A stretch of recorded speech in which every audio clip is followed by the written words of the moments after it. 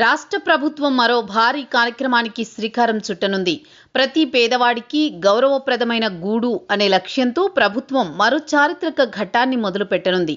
రెండో విడత సామూహిక గృహ ప్రవేశాల కార్యక్రమం కొనసాగనుంది. రాష్ట్ర వ్యాప్తంగా ఏకకాలంలో 2.5 లక్షల ఇళ్లను లబ్ధిదారులకు పంపిణీ చేయనుంది.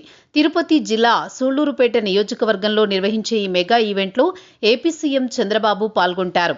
లబ్ధిదారులతో గృహ ప్రవేశాలు చేయించనున్నారు. కూటమి అధికారంలోకి వచ్చాక ఇలా పంపిణీ అనేది రెండోసారి నిర్వహిస్తున్నారు. సూళ్లూరుపేట నియోజకవర్గంలోని నాయుడుపేట మండలం పుదురు గ్రామం నుంచి ఈ కార్యక్రమాన్ని ప్రారంభిస్తున్నారు. రాష్ట్ర వ్యాప్తంగా 1,00,000 టిడ్కో ఇళ్లతో పాటు 1.50 లక్షల ఇళ్లను లబ్ధిదారులకు ముఖ్యమంత్రి పంపిణీ చేస్తారు.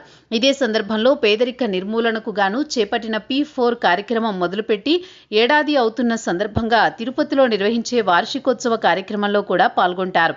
రోజంతా బిజీగా గడపనున్నారు ఏపీ సీఎం. రాత్రి వరకు ఆయనకు బిజీ స్కెడ్యూల్ కొనసాగనుంది. భారీ గృహ ప్రవేశాల కార్యక్రమం ద్వారా రాష్ట్ర వ్యాప్తంగా లక్షలాది కుటుంబాల్లో వెలుగులు నింపనున్నారు. ఈ సామూహిక గృహ ప్రవేశాల అనంతరం కొత్త ఇళ్ల మంజూరు ప్రక్రియ ఏపీ వ్యాప్తంగా ప్రారంభం కానుంది. ఇటీవల కేంద్ర ప్రభుత్వం రాష్ట్రానికి భారీగా ఇళ్లు కేటాయించిన సంగతి తెలిసిందే. ప్రధాని ఆవాస్ యోజన గ్రామీణ పథకం కింద మంజూరు చేస్తే పేదల ఇళ్లకు సంబంధించిన యూనిట్ ధరను పెంచింది.